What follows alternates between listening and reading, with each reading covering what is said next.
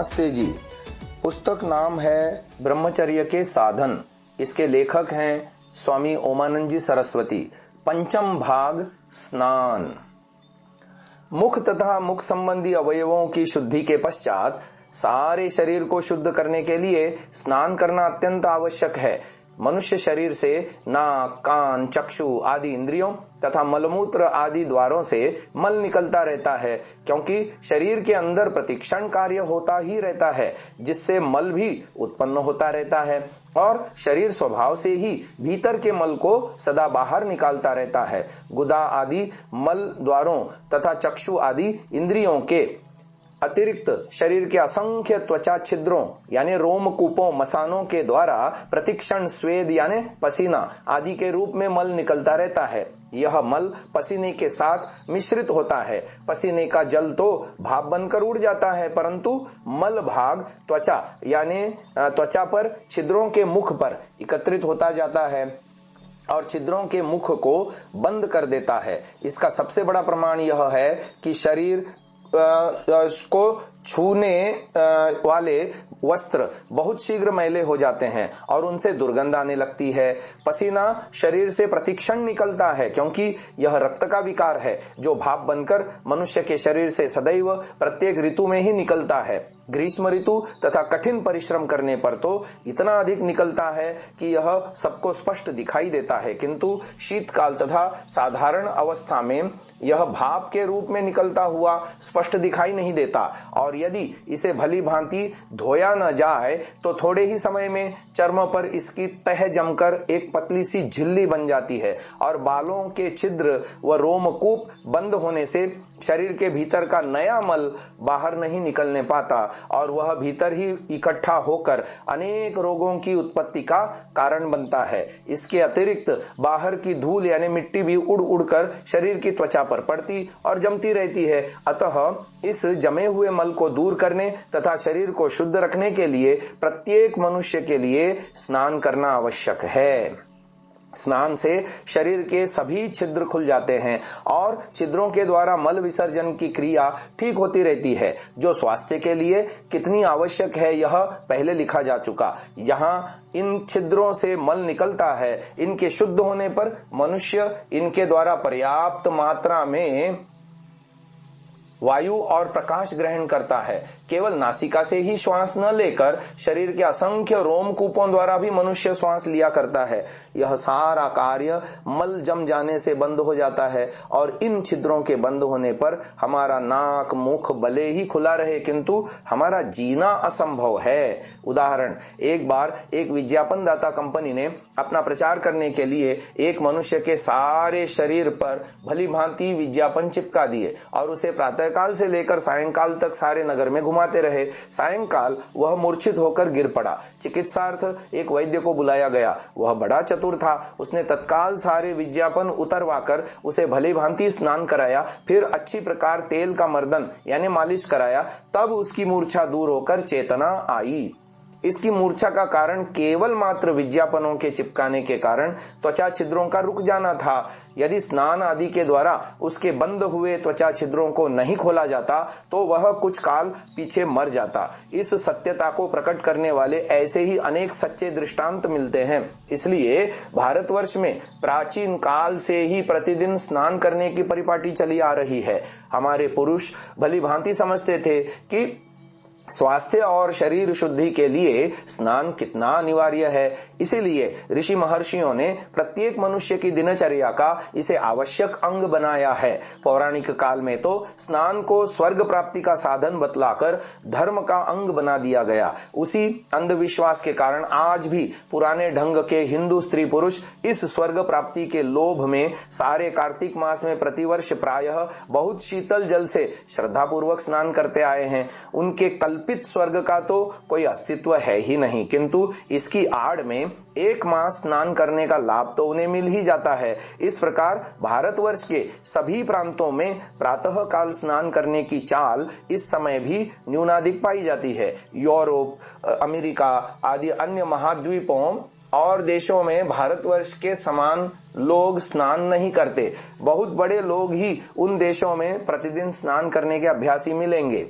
भारत में अब भी जो इस प्रकार की विशेषताएं मिलती हैं, यह सब ऋषियों की कृपा है। इसी कारण स्नान को भारतीय सभ्यता का भक्त अपना धार्मिक कर्तव्य समझकर प्रतिदिन श्रद्धा पूर्वक करता है। किसी कारण किसी से दिन स्नान न कर सके तो अपने आप को पापी समझता है, प्रतिदिन स्नान कर अपने को यश और पुण्य का भागी समझता है। बात तो विचार करने पर यह सत्य ही कसौटी पर ठीक उतरती है कि स्नान करने से पुण्य और धर्म तो है, परंतु वह केवल पवित्रता का है। शरीर की शुद्धि और पवित्रता केवल मात्र शुद्ध जल के स्नान से ही होती है। इसलिए मनुजी महाराज लिखते हैं, अद्भिर्गात्राणि शुद्ध्यन्ति, मनुस्मृति अध्याय 5 श्लोक संख्या 106। जल से शरीर के बाहर के सभी अवयव शुद्ध और पवित्र होते हैं। महर्षि दयानंद जी महाराज ने भी संध्या उपासना आदि नित्य कर्म में स्नान को प्रथम स्थान दिया है। वे अपने अमर ग्रंथ सत्यार्थ प्रकाश में लिखते हैं, गायत्री मंत्र का उपदेश करके संध्योपासन की जो स्नान, आचमन, प्राणायाम आदि क्रिया है, सिखलावे।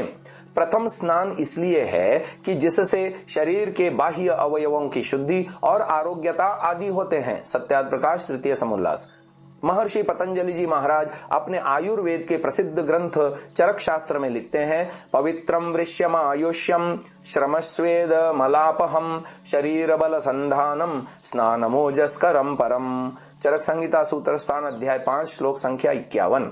अर्थात स्नान से शरीर पवित्र हो जाता है, वीर्य और आयु की वृद्धि होती है। स्नान से श्रम यानी थकावट, पसीना तथा मल दूर होता है, शारीरिक बल बढ़ता है तथा ओज की अत्यंत वृद्धि होती है। इसी प्रकार सुश्रुत में महर्षि धन्वंतरी जी ने लिखा, निद्रादाह श्रमहरम श्वेदकंडु त्रिशापहम हृदयम मलहरम श्रेष्ठम सर्वेन्द्रिय विशोधनम तंद्रा पापोपन शमनम तुष्टिदम पुंस्त्वर्धनम रक्त प्रसादनम चापी स्नानमग्नेश्च दीपनम। सुश्रुत संहिता अध्याय 24 श्लोक संख्या 57-58। स्नान, निद्रा, जलन, थकान, पसीना, खाज और प्यास को नष्ट करता है, हृदय के लिए हितकारी है, मैल दूर करने वाले साधनों में सर्वश्रेष्ठ साधन है, सभी इंद्रियों का शोधन यानी शुद्धि, तंद्रा यानी ऊंघना और पाप का नाश करता है। स्नान से चित्त प्रसन्न रहता है, पुंस्त्व शक्ति की वृद्धि अर्थात बढ़ोतरी होती है, रक्त शुद्ध होता है और जठराग्नि प्रदीप्त होती है। अन्य अनेक ग्रंथों में भी इसी प्रकार के लाभ लिखे हैं। एक ग्रंथकार उपर्युक्त लाभ लिखता हुआ इतना अधिक और लिखता है, प्रातः स्नानं दुस्वप्न विध्वंसनम रूपद्योतकरम शरीर सुखदम। अर्थात प्रातः स्नान करना दुष्ट स्वप्न दोष का सर्वनाश करने वाला है, सुंदरता, कांति, तेज देने वाला और शरीर के लिए सुखकारी है। यह पहले ही सिद्ध किया जा चुका है कि मलिनता जो रोगों का घर है, उसे दूर करने के लिए स्नान सर्वोत्तम साधन है। बाह्य शारीरिक मलिनता स्नान द्वारा जब दूर हो जाती है तो शरीर शुद्ध और पवित्र हो जाता है, जिससे शरीर के सब रोमकूप यानी मसाम खुल जाते हैं और शरीर से प्रतिक्षण निकलने वाला दूषित मल भलीभांति श्वेत पसीना द्वारा बिना किसी बाधा के निकलता रहता है। इससे शरीर और रक्त अत्यंत शुद्ध हो जाता है और बाहर की शुद्ध वायु छिद्रों द्वारा भीतर जाती रहती है। इस प्रकार शरीर का मल व विष भलीभांति निकलते रहने से तथा पर्याप्त मात्रा में शुद्ध वायु की प्राप्ति से रक्त अत्यंत शुद्ध, विकार रहित और शरीर निर्मल, पवित्र, निरोग, स्वस्थ और सुंदर हो जाता है। प्रतिदिन स्नान न करने के कारण शरीर के मलिन होने से, छिद्रों के बंद हो जाने और वायु के निर्बाध आवागमन के रुक जाने से खुजली, दाद, फोड़े, फुंसी आदि रक्त विकार और अनेक प्रकार के रोगों से मनुष्य असंख्य हानि और कष्ट उठाते रहते हैं। पता नहीं क्यों लोग इतने आलसी और मूर्ख हैं कि जिस स्नान पर एक कौड़ी का व्यय नहीं होता और लाभ का तो ठिकाना नहीं, फिर भी इतने लाभदायक कर्तव्य कर्म को नित्य प्रति करने में कष्ट मानते हैं व आलस्य करते हैं। केवल अकेले स्नान से ही 20 प्रकार के रोगों से मनुष्य का शरीर सुरक्षित रहता है और मनुष्य पूर्ण स्वस्थ बन जाता है। प्राचीन ऋषियों की इस महत्वपूर्ण बात से प्रभावित होकर जर्मन के प्रसिद्ध डॉक्टर लुई कोइनी ने स्नान द्वारा चिकित्सा यानी बाथ सिस्टम नाम की एक पद्धति ही चला डाली और इसी विषय पर एक बड़ा ग्रंथ भी लिखा। जिसमें रोग की चिकित्सा भिन्न भिन्न प्रकार के स्नानों द्वारा ही करनी लिखी है। आज यूरोप आदि देशों में इसका खूब प्रचार भी हुआ है। ज्यों-ज्यों समय बीतता जाएगा, स्नान के महात्म्य को संसार समझता जाएगा और विज्ञान से घनिष्ठ संबंध रखने वाली स्वास्थ्य प्रदायिनी ऋषियों की इस दैनिक पवित्र स्नान क्रिया को अवश्य अपनाएगा।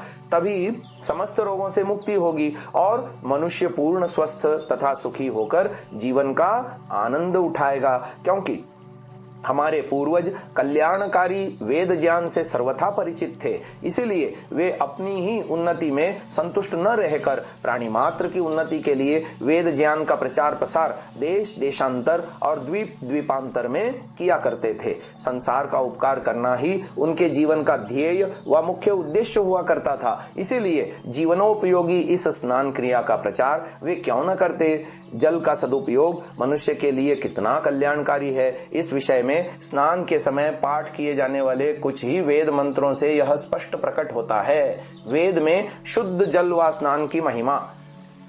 ओम आपोहिष्ठा मयो भुवस्तान ऊर्जे दधातन महे रणाय चक्षसे। ऋग्वेद 10:9-1।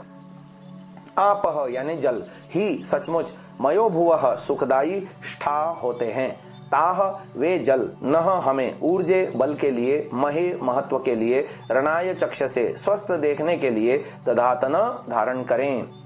सार यह है कि जल के सदुपयोग द्वारा हमें सुख, बल, ओज, महत्ता बोलने की शक्ति मिलती है। अगला मंत्र है ओम यो वह शिवतमो रसस्तस्य भाजयते हनः उशती रिवमातरः। ऋग्वेद 10:9-2। वह तुम्हारा यह जो शिवतमः अत्यंत कल्याणकारी रसः रस है यानी जल है, उशती ही मातरः इव संतान से स्नेह करने वाली माताओं की भांति, यह इस समय व इस लोक में नह हमें तस्य उसका भाजयत भागी कीजिए। भावार्थ है जल परमात्मा का अत्यंत कल्याणकारी रस है जो हमारी स्नेहमयी माता के समान प्राणी मात्र का पालन पोषण और रक्षा करता है। ऋग्वेद के मंत्र में अपसु विश्वानि भेषजा अग्निम च विश्व शंभुवम यह आया है, अर्थात जलों के भीतर सभी औषधियां हैं और संसार का कल्याण करने वाली अग्नि है। अगला मंत्र है ओम आपह प्रणीत भेषजम वरुथम तन्वे मम ज्योक्ष सूर्यम दृशे। ऋग्वेद 11:19-10। आपह जल, मम तन्वे मेरे शरीर के लिए, विस्तार के लिए, च और ज्योक चिरकाल तक, सूर्यम दृशे सूर्य को देखने के लिए, वरुथम भेषजम श्रेष्ठ औषधि प्रणीत प्रभु कृपा से दें। इस मंत्र में जल को विस्तार देने वाली, दीर्घायु और चिरकाल तक देखने के लिए नेत्र ज्योति देने वाली श्रेष्ठ औषधि बताया है। स्नान यानी जल पाप का विनाशक है, इसको बताने वाला मंत्र ओम इदमापह प्रवहत यत्किं च दुरितं मयि यद्वाहम अभिदुद्रोह यद्वाशेप उतानृतम। ऋग्वेद 10:9-8। मयि मुझ में, यत्किं च जो कुछ भी, दुरितम दोष पाप हैं, वा अथवा यत जो, अहम मैंने, अभिदुद्रोह सृष्टि नियम का उल्लंघन किया हो, वा अथवा यत जो, शेपे गाली दी हो, उत और अनृतम मिथ्या बोला हो, आपह जल में शीतलता का आधान करने वाले भगवान मेरे इदम इस सब दुरित दोष पाप को प्रवहत भली प्रकार बहा दे। भावार्थ है जल अनृत भाषण, सृष्टि नियमों का उल्लंघन तथा इसी प्रकार अन्य अनेक दोषों को अपनी शीतलता गुण के कारण दूर करने वाला है। इसी प्रकार जल की महिमा वेद भगवान ने खूब गाई है। अथर्ववेद 1:4-4 में अपस्वंतर अमृतम अपसु भेषजम, जल में अमृत और औषध है ऐसा आया है। इन प्रमाणों से यही सिद्ध होता है कि भगवान ने जल के भीतर एक अद्भुत शक्ति कूट कूट कर भर रखी है जो प्राणियों की प्यास को तो बुझाती है, शरीर का मल इससे धुलता है और यदि युक्ति पूर्वक जल का सेवन स्नान आदि के द्वारा किया जाए तो कोई रोग पास न फटके। यदि भूल से कोई नियम विरुद्ध आचरण कर बैठे और दुर्भाग्य से प्रकृति रोग के रूप में हमें दंड दे दे तो इससे बचने का उपाय जल है जिसमें सब औषधि हैं। जल सुखों का भंडार, बल, ओज, शीतलता यानी शांति, शक्ति, पुष्टि, महत्ता, वक्तृत्व शक्ति, नेत्र ज्योति आदि के प्रदान करने वाला है। सब रोगों की एकमात्र औषध है। वेद ने जल को संसार का सर्वश्रेष्ठ कल्याणकारी रस माना है और इसकी माता के समान उपमा दी है, क्योंकि जितना माता से संतानों का उपदेश पहुंचता है, उपकार होता है, उतना अन्य किसी से नहीं। जैसे माता संतानों पर प्रेम और उनका हित करना चाहती है, उतना अन्य कोई नहीं करता। सत्यार्थ प्रकाश द्वितीय समुल्लास।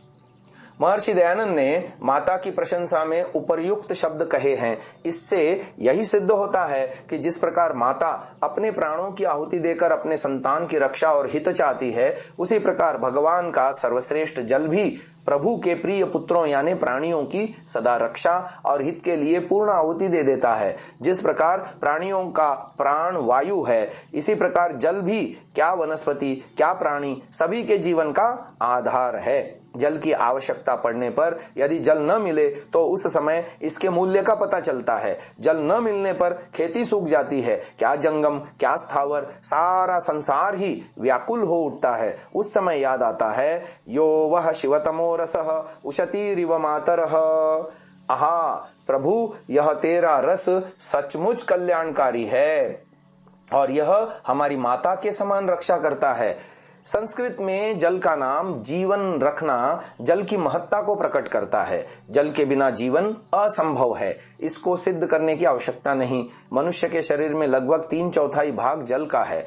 फिर किस बाड़ी का बथुआ है जो बिना जल के जी सके।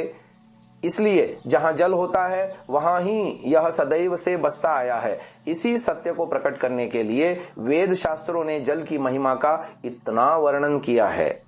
जगदम्बा ने अपने प्रिय पुत्रों यानी जीवों के कल्याण के लिए जल जैसा शीतल, शांतिदायक, अमृत रूपी पदार्थ रच दिया, किंतु हम हैं उसके अभागे कपूत जो इस अमृत से भी दूर भागते हैं। स्नान तो दूर रहा, हमारा जलपान भी ठीक नहीं होता। पर्याप्त मात्रा में जल न मिलने से पाचन क्रिया ठीक नहीं होती और जल के सहारे ही शरीर के मल यानी स्वेद, पसीना और मूत्र के द्वारा बाहर निकलते हैं और शरीर से निकला हुआ हमारा देह मल जल से स्नान द्वारा धुलकर तन और मन को शांत, पवित्र और निर्मल कर देता है। मनुष्य को बल, शक्ति, तेज, कांति, रूप और सुंदरता आदि गुण शरीर शुद्धि से ही प्राप्त होते हैं। शरीर शुद्ध होने से आरोग्य और स्वास्थ्य की वृद्धि होती है, क्योंकि मलिनता रोगों की जननी है और स्वस्थ मनुष्य ही दीर्घजीवी हुआ करता है। इस प्रत्यक्ष को सिद्ध करने के लिए प्रमाण की आवश्यकता नहीं। शरीर की मलिनता से मन भी मलिन रहता है। मलिन व गंदा मन ब्रह्मचर्य का परम शत्रु है। काम, रिपु मलिन मन में ही आकर डेरा जमाते हैं और जगी हुई काम वासना ब्रह्मचर्य रूपी भवन की जड़ों को खोखला कर डालती है। काम वासना को शांत करने के लिए शीतल जल का स्नान एक श्रेष्ठ साधन है। यह अनुभव सिद्ध और सर्वसम्मत सिद्धांत है। जागृत अवस्था में ही नहीं, स्वप्न अवस्था में भी सताने वाले दुस्वप्न व काम विकारों का भी स्नान शमन करता है। योगी याज्ञवल्क्य भी इस सत्य को इस प्रकार प्रकट करते हैं। गुणाः सदा स्नाना परस्य साधोः रूपं च तेजश्च बलं च शौचम् आयुष्यम् आरोग्यमलोलुपत्वम् दुःस्वप्ननाशं च यशश्च मेधाम्। हे सज्जनों, सदैव स्नान करने वाले मनुष्य को रूप, तेज, बल, पवित्रता, आयुष्य, आरोग्यता, अलोलुपता, बुरे स्वप्नों का न आना, यश और मेधादि गुण प्राप्त होते हैं। इस प्रकार लिखे प्रमाणों से सिद्ध होता है कि स्नान सभी के लिए अत्यंत लाभदायक होने से प्रतिदिन करना आवश्यक है। ब्रह्मचर्य के लिए विधि पूर्वक स्नान करना अमृत की घूंट भरना है। वेद के कोश निघंटु में उदक यानी जल के 100 नाम आए हैं। इसमें रेतः शुक्रम जो सब धातुओं का सार वीर्य के ही नाम है और इसी प्रकार ओज, तेज जो शुद्ध वीर्य व उससे उत्पन्न हुई शक्ति के नाम हैं, ये निघंटु में पड़े हैं। ये भी जल के ही नाम है। इसी प्रकार अमृत भी जल का एक अपर नाम लिखा। इससे यही सिद्ध होता है कि यदि ब्रह्मचारी स्नान आदि के द्वारा जल का उचित प्रयोग करता रहे तो जल वीर्य रक्षा में अमृत के समान सहायक है और यह ब्रह्मचारी को शुक्र यानी वीर्य से परिपूरित करता हुआ ऊर्ध्वरेता, ओजस्वी, तेजस्वी बना देता है। जल की विशेषता प्रकट करने वाले और भी अनेकों सर्पिही, घृतम, क्षीरम, अन्नम, भेषजम, पवित्रम, शुभम, महायशः, स्वः आदि नाम भी इसके वहीं लिखे हुए हैं, जिससे प्रकट होता है कि जल का सदुपयोग दूध घी के समान हृष्ट पुष्ट करने वाला है, अन्न के समान जीवन का आधार तथा अन्न के उत्पादन में मुख्य हेतु है, सर्वरोग नाशक औषध है। इसीलिए इसको आरोग्य और स्वास्थ्य प्रदान करने, शुद्ध पवित्र करने वाला कहा गया है। यह मनुष्य को कल्याण मार्ग का पथिक बनाकर महान और यशस्वी बनाता है। तभी मानव अंत में स्वह यानी स्वर्ग लोक की प्राप्ति करता है और मोक्ष पद को पाता है। इसलिए ब्रह्मचारी को जल को तुच्छ वस्तु समझकर इसकी उपेक्षा नहीं करनी चाहिए। ब्रह्मचर्य पालन में भी जो विघ्न और बाधाएं हैं, स्नान उसका वध यानी सर्वनाश करके वीर्य रक्षा में सच्चे मित्र के समान सहायता करता है, किंतु यह लाभ शास्त्रीय विधि के अनुसार स्नान करने से ही होता है। अब आगे बताते हैं स्नान की शास्त्रीय विधि। लोग प्रायः स्नान करने में बड़ी शीघ्रता करते हैं। समय पर शीतल, उष्ण, मलिन व स्वच्छ जैसा भी जल मिल जाता है, झटपट शरीर पर 2-4 लोटे डाल देते हैं। शरीर सारा भीगा है व सूखा, इसका भी ध्यान नहीं रखते। स्नान के समय शरीर को रगड़ने के लिए हाथ लगाने में इन्हें कष्ट होता है। मूर्खों ने ऐसी ऐसी लोकोक्तियां भी गढ़ रखी हैं कि स्त्री का नहाना और पुरुष का खाना बहुत शीघ्र होना चाहिए। भला इस प्रकार के स्नान से भी कोई लाभ हो सकता है?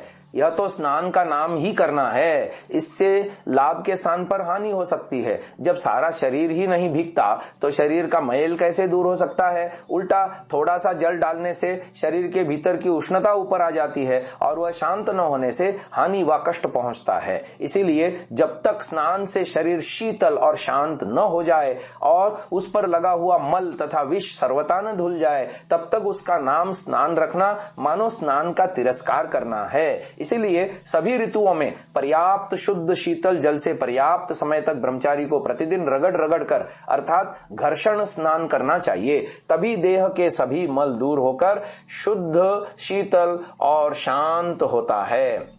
शीत ऋतु की अपेक्षा उष्ण ऋतु में अधिक समय तक स्नान करना चाहिए। उष्ण काल में तो प्रत्येक स्त्री पुरुष के लिए दोनों ही समय का स्नान अत्यंत आवश्यक और बहुत लाभदायक है, किंतु ब्रह्मचारी को तो सभी ऋतुओं में 2 समय स्नान करना भोजन से भी अधिक आवश्यक समझना चाहिए। कितने ही ब्रह्मचर्य प्रेमी रात्रि को शयन से पूर्व भी स्नान करते हैं। इससे उन्हें बड़ा लाभ होता है कि उन्हें निद्रा काल में ब्रह्मचर्य का परम शत्रु स्वप्न दोष नहीं सताता।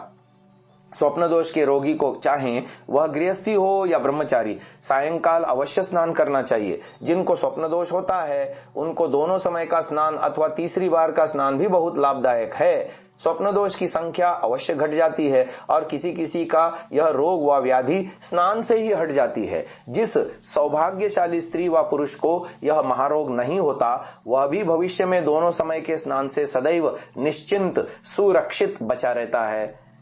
सायं प्रातः का स्नान स्वप्न दोष के शस्त्र के प्रहार को रोकने की एक ढाल है।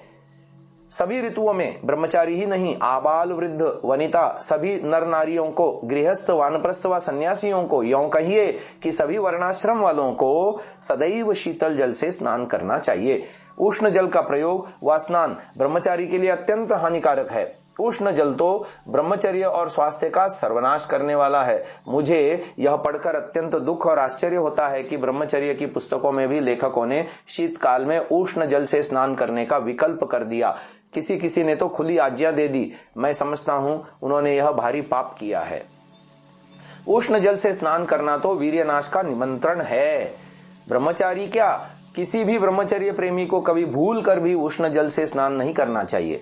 शीतल जल का स्नान जहां ब्रह्मचर्य के लिए पीयूष पान है, इसी प्रकार सभी के लिए और सब प्रकार से स्वास्थ्य के लिए अत्यंत लाभदायक है। जहां शीतल जल के स्नान से शरीर के भीतर की व्यर्थ की उष्णता बाहर या ऊपर आकर शांत हो जाती है, इसी प्रकार बाहर की उष्णता दबकर भीतर चली जाती है। इसी से मनुष्य की जठराग्नि प्रदीप्त और प्रबल हो जाती है। यह सभी के अनुभव की बात है कि भूख कितनी ही न्यून हो, किंतु स्नान के पश्चात अवश्य बढ़ जाती है।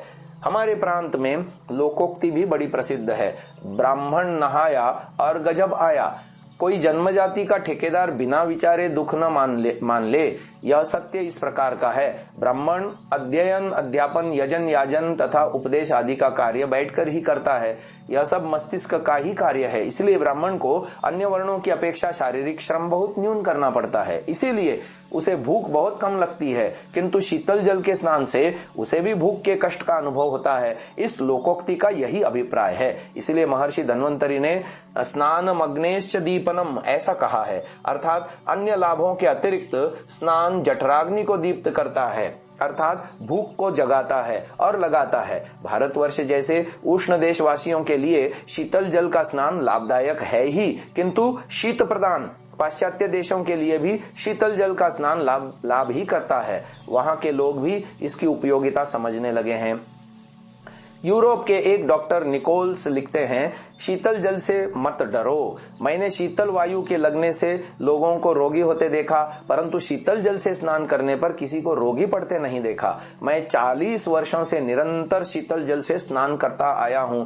जब वायु की शीतलता यानी ठंड थर्मामीटर में 0 डिग्री से भी 10 डिग्री नीचे हो गई थी और जल की एक बूंद फर्श पर पड़ते ही बर्फ हो जाती थी, उस समय भी मैंने शीतल जल से स्नान किया है। शीतल जल से मैंने तो सदा बल और आरोग्यता को ही प्राप्त किया है। जब यूरोप और अमेरिका जैसे शीतल देशों के निवासी शीतल जल के स्नान को इतना लाभदायक और महत्वपूर्ण समझते हैं, तब भारत समान उष्ण जलवायु वाले देशों में शीतल जल से स्नान करने के लाभ और महत्व को सभी सहज में ही समझ सकते हैं।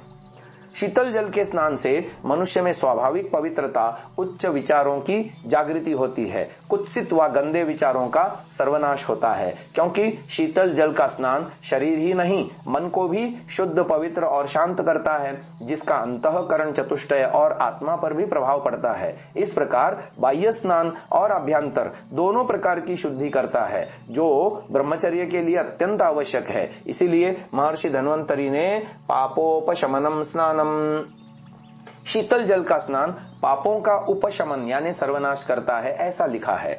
यह अनुभूति भी है। जब काम विकार किसी युवक को बहुत तंग करने लगे और किसी उपाय से भी शांत न हो, तो ऐसे समय में शीतल जल का स्नान राम बाण के समान कार्य करता है। सिर पर शीतल जल पर्याप्त मात्रा में डाला जाए, जिससे सिर भी सर्वथा शीतल हो जाए। इससे मस्तिष्क की उष्णता दूर होकर मन और शरीर भी शुद्ध, पवित्र और शांत हो जाते हैं। और कामाग्नि व पाप की भावना के ठहरने का स्थान ही कहाँ, क्योंकि मलिन शरीर में मलिन मन और मलिन मन में काम विकार, पाप का निवास होता है। इस बात का तो स्नान करते समय सभी को सदैव ध्यान रखना चाहिए कि जब स्नान करने के लिए बैठे तो सबसे प्रथम सिर पर ही जल डालें और इसे भिगोकर खूब ठंडा कर लें। कभी भूल कर पहले पैरों पर व शरीर के नीचे के भागों पर स्नान करते समय जल न डालें। नीचे तो नीचे की सब उष्णता सिर में चढ़कर मस्तिष्क, स्मरण शक्ति, नेत्र ज्योति को बहुत हानि पहुंचाएगी और इससे काम विकार जागृत होकर प्रबल हो जाएंगे। मन और स्वास्थ्य दोनों पर दुष्प्रभाव पड़ेगा। इसीलिए स्नान करते समय सबसे पहले सिर को भिगोएं और भली भांति धोएं। इस छोटी सी भूल के कारण अज्ञानवश लोग अनेक प्रकार की हानियां उठाते हैं।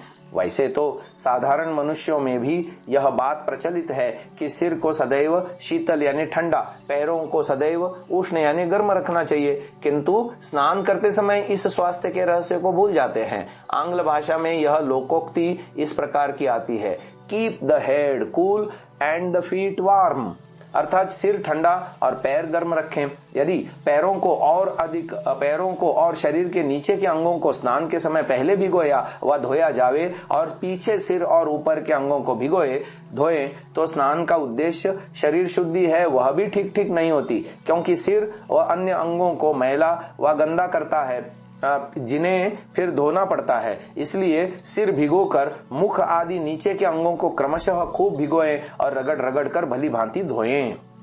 शरीर के प्रत्येक अंग को हाथों से खूब रगड़ कर शुद्ध कर डालें। साथ ही साथ शरीर पर इच्छानुसार जल भी डालते रहें। बिना रगड़े शरीर पर जल डालने से मैल दूर नहीं होगा, किंतु आंख, मूत्रेंद्रिय आदि कोमल अंगों को सावधानी से शुद्ध करना चाहिए, नहीं तो हानि होने की संभावना है। स्नान करते समय हाथ से रगड़ने में शरीर में जो उष्णता व विद्युत सी उत्पन्न होती है उससे शरीर में उत्साह, स्फूर्ति, साहस, बल, तेज व कांति की वृद्धि होती है और सभी शारीरिक रोगों की निवृत्ति होती है। इसलिए शरीर के प्रत्येक अवयव को भली भांति रगड़ना चाहिए। इससे स्नान के समय व्यायाम भी हो जाता है और जिस अंग व स्नान स्थान को नहीं रगड़ा जाता वह निर्बल और रोगी हो जाता है। स्नान के समय पेट का खूब घर्षण करना चाहिए जिससे प्रायः सभी उदर विकार समाप्त हो जाते हैं। पेट अपान वायु के निकलने से अत्यंत कोमल हो जाता है, शौच भी खुलकर आता है और मनुष्य का सारा शरीर सुंदर, स्वस्थ और तेजस्वी हो जाता है। इस प्रकार घर्षण स्नान से अर्थात रगड़ रगड़ कर नहाने से मनुष्य सारे दिन प्रसन्न और आनंद में मग्न रहता है। जो स्नान नहीं करते अथवा शरीर को बिना रगड़े स्नान करते हैं उनके स्नान को पूरा लाभ नहीं पहुंचता और ऐसे ही लोग सदा मलिन, आलसी, विषयी, रोगी, दुखी, निरुत्साही तथा निस्तेज रहते हैं। इन्हें ब्रह्मचर्य पालन में सफलता नहीं मिलती, इसलिए अल्पायु में ही मृत्यु के ग्रास बन जाते हैं। दीर्घ जीवन और आनंद की प्राप्ति इनके भाग्य में नहीं होती।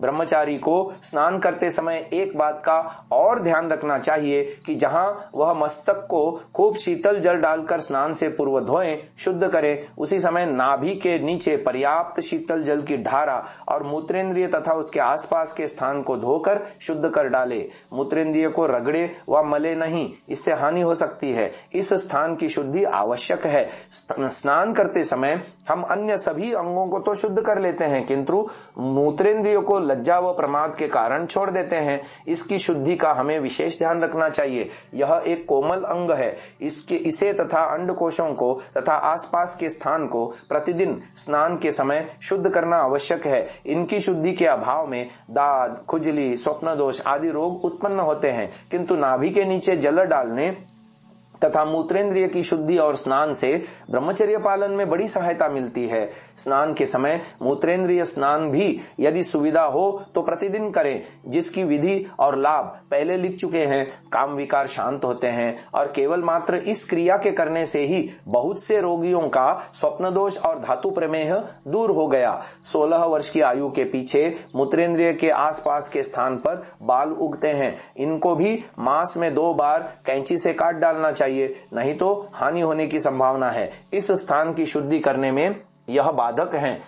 आजकल फैशन के पागलपन में लोग सिर का स्नान भली भांति नहीं होता, ऐसे लोगों के सिर में मैल जमा ही रहता है। बिना सिर की शुद्धि के स्नान ही क्या, इसलिए कहा गया न च स्नायाद विना शिरः, अर्थात बिना सिर का स्नान किए व भिगोए स्नान कभी नहीं करना चाहिए। इसलिए सिर का स्नान सर्वप्रथम और अवश्य होना चाहिए। बाल इस स्नान में बाधक हैं। भारत जैसे उष्ण प्रदेश और विशेषतया उष्ण काल में बाल अत्यंत हानिकारक हैं।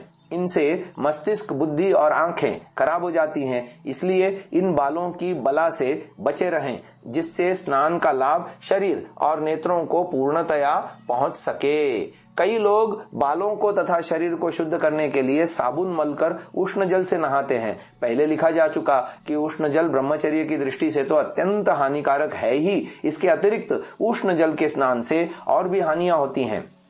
सिर पर उष्ण जल डालने के विषय में सुश्रुत में श्री महर्षि धन्वंतरी जी लिखते हैं, उष्णेन शिरसः स्नान महितम चक्षुषः सदा, अर्थात उष्ण जल सिर पर डालकर स्नान करना नेत्रों को सदा हानिकारक है। और शीतल जल के विषय में लिखते हैं, शीतेन शिरसः स्नानम चाक्षुष्य स्मिति निर्दिशेत, अर्थात शीतल जल सिर पर डालकर स्नान करना नेत्रों को लाभदायक है। एक वैद्य एक स्थान पर लिखते हैं, शीतल जल के स्नान से उष्णवात, सोजाक, मिर्गी, उन्माद, रक्तपित्त, स्वप्न दोष, प्रमेह और मूर्छा आदि रोगों में बड़ा उपकार होता है। आजकल जबकि धातु क्षीणता से 60% लोगों मनुष्यों की प्रकृति व स्वभाव उष्ण रहता है, इस दृष्टि से भी सभी को शीतल जल से स्नान करना लाभदायक है। संदेह होता है, क्या रोगी भी उष्ण जल से न नहाए? प्रथम तो ब्रह्मचारी रोगी होता ही नहीं। यदि किसी भूल से हो भी जाए और स्नान करने की इच्छा हो तो उसे शीतल जल से ही स्नान करना चाहिए। रुग्ण अवस्था में जो लोग भोजन करते हुए नहीं डरते, पता नहीं वे स्नान से क्यों डरते हैं। और रोगी तो दीन दया का पात्र ही होता है। इसलिए मनु जी ने नातुरह स्नानमाचरेत, मनुस्मृति अध्याय 4 श्लोक 126, रोगी स्नान न करे यह आज्ञा देकर रोगी पर दया दृष्टि की है। दौर्भाग्यवश रुग्ण अवस्था में किसी को उष्ण जल से स्नान करना ही पड़े तो सिर, मसाना यानी मूत्रेंद्रिय पर तो शीतल जल डालना ही चाहिए। इन दोनों स्थानों पर तो उष्ण जल का कभी प्रयोग न करें, इसकी हानियां पहले ही बताई जा चुकी हैं। अब आता है स्नान का स्थान। स्नान करने के लिए भी सर्वोत्तम स्थान नदी का माना जाता है। तड़ाग, तालाब और कुओं पर भी स्नान कर सकते हैं। कहीं भी नहाओ, जल शुद्ध होना चाहिए। मैले सड़े हुए जल में, चाहे वह नदी, कूप, तड़ाग किसी का भी हो, उसमें स्नान करना रोग मोल लेना है। इसलिए वर्षा काल में जल गंदा होने के कारण ही नदी में स्नान करने का निषेध किया गया है। चरक संहिता सूत्र स्थान अध्याय 27 श्लोक संख्या 210 में लिखा, वसुधा कीट सर्पाखु मल संदूषितोदकाः वर्षा जल वहा नद्यः सर्वदोष समीरणाः। अर्थात मिट्टी, कीड़े, सांप, चूहे आदि तथा अन्य मलों से दूषित जल वर्षा काल में नदियों में मिल बहने लगता है। इसलिए नदियों के जल दूषित होकर सब यानी तीनों दोषों को बढ़ाने वाले होते हैं। इसी प्रकार सुश्रुत संहिता सूत्र स्थान 45वें अध्याय में लिखा, कीटमूत्र पुरीषांड शवकोथ प्रदूषितम तृणपर्णोत्करयुतम कलुषम विषसंयुतम यो वगाहेत वर्षासु पिबेद वापि नवम जलम स बाह्याभ्यंतरान रोगान प्राप्नुयात क्षिप्रमेव तु।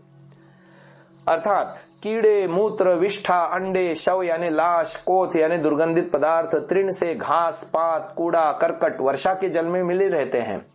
वर्षा का नवीन जल मलिन और विषयुक्त रहता है। जो मनुष्य उस जल में स्नान करता है व उस नवीन जल का पान करता है, उसके शरीर में बाहर होने वाले फोड़े, फुंसी, नाहरुआ आदि चमड़े के रोग हो जाते हैं और अंदर के भीतरी रोग, उदर विकार, अजीर्ण, ज्वर आदि तत्काल हो जाते हैं। किंतु ऋषियों की इस हितकारी बात पर भी पौराणिक अंधविश्वास में फंसे हुए लोग ध्यान नहीं देते और गंगा यमुना को पवित्र, पापनाशिनी और मोक्षदायिनी समझकर वर्षा काल में इनके गंदे और सड़े हुए जल में डूबते रहते हैं और इसीलिए दाद, खाज आदि चर्म रोगों से सड़ते हुए दिखाई देते हैं। इसी प्रकार कलकत्ता, दिल्ली आदि नगरों के निकट सारे नगर का मलमूत्र बहकर प्रतिदिन गंगा और यमुना में मिलता रहता है। वहां भी लोग उनमें स्नान करके अपने आप को पुण्य और यश का भागी समझते हैं। किंतु जिस प्रकार मैले जल के पीने से रोग होते हैं, उसी प्रकार मलिन जल का स्नान भी अनेकों रोगों को उत्पत्ति का कारण बनता है। अतः बुद्धिमान लोगों को चाहिए कि नदी, तालाब, कूप व बावड़ी जहां पर स्नान करें, शुद्ध शीतल जल से ही स्नान करें। वैसे शुद्ध नदी जल वाले नदी व सरोवर में स्नान करने से ब्रह्मचारी को बड़ा लाभ होता है। स्नान का स्नान और व्यायाम का व्यायाम, क्योंकि तैरने से शरीर के सभी अंगों का व्यायाम हो जाता है। फुफ्फुस शुद्ध और बलवान होते हैं, छाती चौड़ी और संपूर्ण शरीर हृष्ट पुष्ट, सुंदर, सुदृढ़, निरोग, स्वस्थ और शक्तिशाली बन जाता है। नियमों पूर्वक तैरने से चक्षु संबंधी, वीर्य संबंधी समस्त रोग दूर हो जाते हैं। तैरने की बड़ी अच्छी विद्या है। ब्रह्मचर्य तथा स्वास्थ्य रक्षा की दृष्टि से तो हितकारी है ही, तथा समय पड़ने पर दूसरों की प्राण रक्षा के लिए भी खूब काम आती है।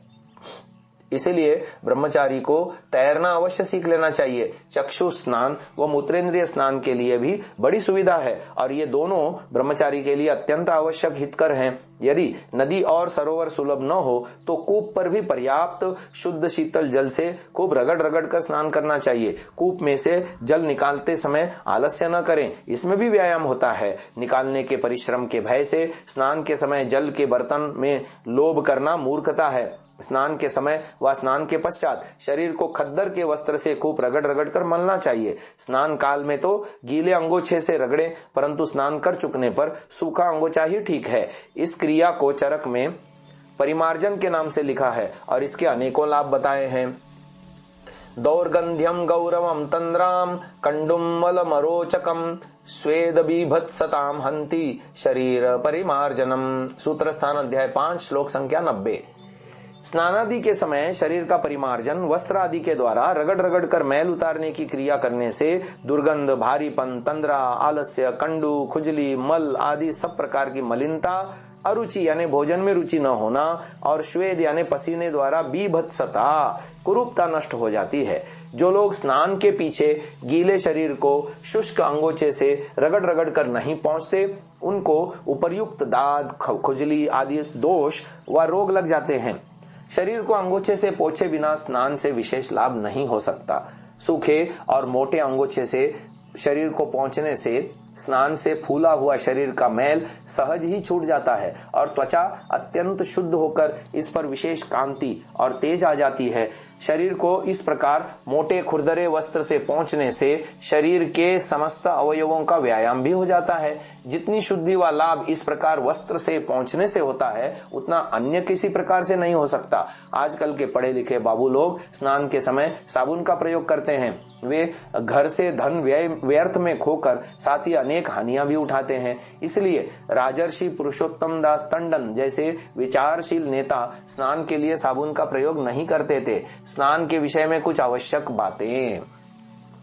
वैसे तो स्नान के समय शरीर के सभी अंगों को, मूत्रेंद्रियों को छोड़कर रगड़ रगड़ कर घर्षण स्नान करना ब्रह्मचारी के लिए आवश्यक है, किंतु पांव की सभी उंगलियों के बीच के भाग को हाथ के अंगूठे से 1-2 मिनट तक रगड़ना ब्रह्मचर्य रक्षा के लिए लाभदायक है, क्योंकि हमारे पांव के अंगूठे की मोटी नसों का संबंध मूत्रेंद्रिय से है। इन नसों के दबने व मलने से मूत्रेंद्रिय में अनावश्यक उत्तेजना नहीं होती। इसी लाभ की दृष्टि में रखते हुए ब्रह्मचर्य प्रेमी सज्जन खूंटी वाली खड़ाऊ का प्रयोग किया करते हैं। स्नान सदा भोजन से पूर्व ही करना चाहिए, क्योंकि यह पहले ही लिखा जा चुका कि यह स्नान के पश्चात भूख भी खुलकर लगती है, किंतु स्नान के तुरंत पश्चात पित्त आदि दूषित होने और पाचन क्रिया पर बुरा प्रभाव पड़ता है। इस लोकोक्ति कि 100 काम छोड़कर खा, 1000 काम छोड़कर नहा, इससे सिद्ध यही होता है कि भोजन से स्नान 10 गुना आवश्यक है। इसलिए भोजन से पूर्व स्नान करना चाहिए। किसी संस्कृत के कवि ने इस भाव को कितना अच्छा प्रकट किया। शतम विहाय भोक्तव्यम सहस्रम स्नानमाचरेत। 100 काम छोड़कर भोजन करे, 1000 काम छोड़कर स्नान करे। मनुष्य खाकर पछताता है, नहाकर नहीं पछताता। स्नान से तो तुरंत ही उत्साह, स्फूर्ति, पवित्रता आदि गुणों की प्राप्ति होती है और सात्विक वृत्ति का उदय होता है। भोजन के पश्चात मनुष्य को आलस्य और तंद्रा दबा लेती है। इस एक प्रकार से कुछ अंश में तमोगुण सा छा जाता है। न स्नानम आचरेत भुक्त्वा, मनुस्मृति अध्याय 4 श्लोक 129। भोजन करके स्नान न करे। मनुजी महाराज की आज्ञा के विरुद्ध भोजन करने के पश्चात स्नान करने से अनेक उदर विकार हो जाते हैं। यदि किसी विशेष कारण से भोजन के पश्चात स्नान करना ही पड़े तो भोजन के कई घंटे पश्चात करना चाहिए। महर्षि दयानंद जी ने लिखा, भोजन से पूर्व स्नान अवश्य करना। सत्यार्थ प्रकाश तृतीय समुल्लास। स्नान करते समय शरीर पर न वासो भी सह स्नानम आचरेत। मनुस्मृति अध्याय 4 श्लोक 129। वस्त्रों के साथ स्नान न करे। मनु जी की इस आज्ञा के अनुसार वस्त्र नहीं रखने चाहिए। वस्त्र पहने हुए स्नान भली भांति नहीं हो सकता। सदैव वस्त्र पहने रहने से मनुष्य का शरीर निर्बल हो जाता है। अतः प्रातः काल की वायु जब खुले शरीर पर लगती है, वह संजीवनी बूटी के समान शक्ति प्रदान करती है और खुले शरीर स्नान करने से शरीर की सहन शक्ति बढ़ती है। फिर शीत और उष्णता के प्रभाव से शरीर की कोई हानि नहीं होती, किंतु लाभ ही होता है। केवल एक लंगोट पहनकर नहाना ही भारतीयों की सर्वश्रेष्ठ प्राचीन रीति है। इससे सारे शरीर का घर्षण करने यानी रगड़ने की पूरी सुविधा रहती है। पाश्चात्य सभ्यता के रंग में रंगे लोग सर्वथा नंगे होकर भी स्नान करते हैं, किंतु यह असभ्यता और जंगलीपन है और भारतीय सभ्यता के सर्वथा विरुद्ध है। मनुस्मृति में लिखा है, न नग्नः स्नानम आचरेत। मनुस्मृति अध्याय 4 श्लोक 44, अर्थात नंगा होकर स्नान न करे। कौटिल्य अर्थशास्त्र में मुनिवर चाणक्य लिखते हैं, न नग्नो जलम प्रविशेत। कौटिल्य अर्थशास्त्र सूत्र संख्या 407, अर्थात नंगा होकर जल में स्नान न करे। इसीलिए हमारे ऋषियों ने इसका सर्वथा निषेध किया है। नदी, तड़ाग आदि का स्नान अच्छा है, किंतु अज्ञात गंभीर जल में प्रवेश न करे, क्योंकि जल जंतु व किसी अन्य पदार्थ से दुख और जो तैरना न जाने तो डूब भी सकता है। सत्यार्थ प्रकाश द्वितीय समुल्लास। यह वाक्य महर्षि दयानंद जी का हमारे लिए कितना अमूल्य है। मनुजी महाराज का भी ऐसा ही आदेश है, ना विज्ञाते जलाशये। मनुस्मृति अध्याय 4 श्लोक 129। अविज्ञात जलाशय यानी तालाब आदि में प्रविष्ट होकर स्नान न करे, अन्यथा हानि होने की संभावना है। प्राचीन ऋषियों ने शुद्ध जलपान और इसी के द्वारा स्नान करने का बड़ा बल दिया है। सामान्य लोग कौन सा जल शुद्ध, पवित्र व गुणकारक है इसका भली भांति ज्ञान नहीं रखते। चरक संहिता सूत्र स्थान के 27वें अध्याय में लिखा, जलमेक विधम सर्वम पतत्यैन्द्र नभस्थलात् यत् पतत पतितम चैव देश काल वपेक्षते।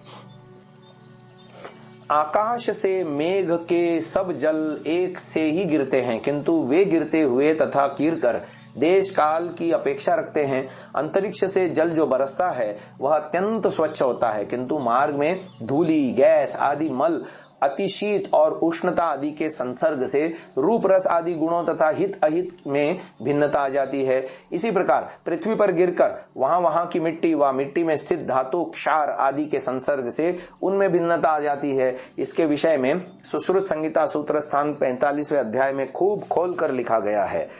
जिस अंतरिक्ष जल में धूल आदि नहीं मिलती और शुद्ध रूप से नीचे गिरता है, उसे अच्छे पात्र में औटा कर कितने ही वर्ष रखें, वह गंगा जल के समान न सड़ता है न बिगड़ता है। इसीलिए इस सर्वोत्तम जल का नाम सुश्रुत ने गांग रखा है। और जिसमें धूल आदि मल तथा अन्य हानिकर गैसें मिल जाती हैं, अतः समुद्र के समान अत्यंत अशुद्ध होने से इसको सुश्रुत ने सामुद्र नाम रख दिया है। शुद्ध जल के चरक संहिता में 6 गुण दिए हैं। शीतम शुचि शिवम मृष्टम विमलम लघु षड्गुणम प्रकृत्या दिव्य मुदकम भ्रष्टम पात्रम अपेक्षते। सूत्र स्थान अध्याय 27 श्लोक संख्या 195। अंतरिक्ष जल के स्वाभाविक गुण: पहला शीतल, दूसरा पवित्र, तीसरा कल्याणकारक, चौथा धूलि आदि से रहित व आस्वाद में प्रिय, पांचवा निर्मल, छठा लघु यानी हल्का। ये 6 हैं। गिरने पर पात्र की अपेक्षा से यह दोषों को धारण करता है और जैसे स्थान पर गिरता है वैसे ही गुण इसमें आ जाते हैं। इसलिए स्नान के समय यदि वर्षा होने लगे तो ब्रह्मचारी को वर्षा में स्नान करके खूब आनंद लूटना चाहिए। जो अंतरिक्ष से गिरते समय वर्षा का जल स्वच्छ पात्र में इकट्ठा किया जाता है, धीर मेधावी लोग उसे ऐन्द्र अर्थात इंद्र का जल कहते हैं और उसका श्रेष्ठ पुरुष व राजा लोग पान करते हैं। यह आश्विन के महीने में ग्रहण किया जाता है। वर्षा जल के सेवन का विधान सुकुमार अर्थात ब्रह्मचारियों के लिए चरक और सुश्रुत ने विशेषतया किया है। वर्षा जल भी शरद ऋतु का सर्वश्रेष्ठ होता है। इस विषय में भी लिखा है, राजमात्रैश्च सुकुमारैश्च मानवैः संगृहीताः शरद्यापः प्रयोक्तव्या विशेषतः। चरक संहिता सूत्र स्थान अध्याय 27 श्लोक संख्या 205। राजाओं, धनीवानी राजपुरुषों और सुकुमार अर्थात ब्रह्मचारियों को शरद ऋतु में विधि पूर्वक इकट्ठे किए हुए जलों का विशेषतया प्रयोग करना चाहिए। चरक में शरद ऋतु के जल के विषय में और भी लिखा है, तनु लघ्वनभिष्यन्ति प्रायः शरदि वर्षति तत्तु ये सुकुमाराः स्युः स्निग्ध भूयिष्ठ भोजनाः तेषां भक्ष्ये च भोज्ये च लेह्ये पेये च शस्यते। सूत्र स्थान अध्याय 27 श्लोक संख्या 200-201। शरद ऋतु में जो जल बरसता है वह पतला और हल्का होता है। वह अभिष्यंद व क्लेश करने वाला नहीं होता। वह जल सुकुमार ब्रह्मचारियों के लिए अत्यधिक स्निग्ध, घृत आदि भोजन करने वाले पुरुषों के भक्ष्य, भोज्य, लेह्य तथा पेय चारों प्रकार के आहारों में प्रशस्त है। अर्थात इसका प्रयोग स्नान, खानपान आदि सभी आवश्यक कार्यों में श्रेष्ठ माना गया है। इसीलिए ब्रह्मचर्य प्रेमियों को वर्षा जल के सदुपयोग से भली भांति लाभ उठाना चाहिए। आज की इस श्रव्य कणिका को यहीं विराम देते हैं। संध्या और ब्रह्मचर्य के विषय में अगली श्रव्य कणिका में व्याख्यान होगा। ओम